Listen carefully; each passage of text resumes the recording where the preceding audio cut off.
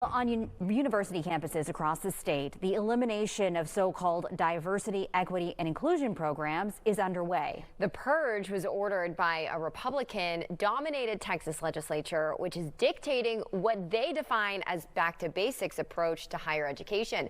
Fox 26's political reporter Greg Groogan is here to tell us how this is all unfolding. Greg. Yeah, Caroline and Rashi, I went straight to the source, Houston State Senator Paul Bettencourt, who co-sponsored the new law which bans diversity, equity, and inclusion policies at all state-funded universities.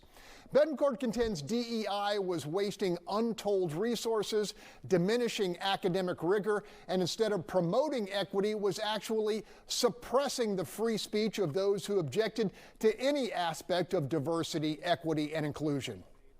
I think that we're in a much better environment because competence is important.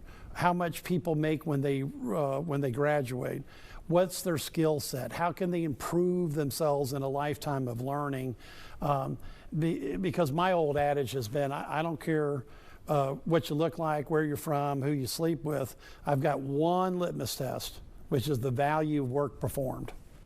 Critics insist the abolition of DEI, along with legislative review of curriculum, amount to an assault on academic freedom, which will trigger an exodus of professors and researchers unwilling to conform. Bettencourt says simply good riddance, because Texas higher education is refocusing on fundamentals that will enhance the ability of graduates to successfully compete. There's going to be, areas where people think it's a hill to die on. I think it's rather stupid to do it, but they're over, 25 and cash flow positive, but they may not be on the state's payroll, because that's a decision that will get you off the state's payroll and keep you off. We have to focus on what makes a difference.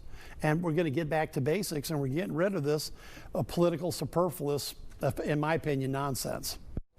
To ensure universities are complying with the law, the legislature created the high-powered position of ombudsman to both review and, if necessary, police state-funded institutions of higher learning. Bettencourt calls the measure trust but verify. In the studio, Greg Groogan, Fox 26 News.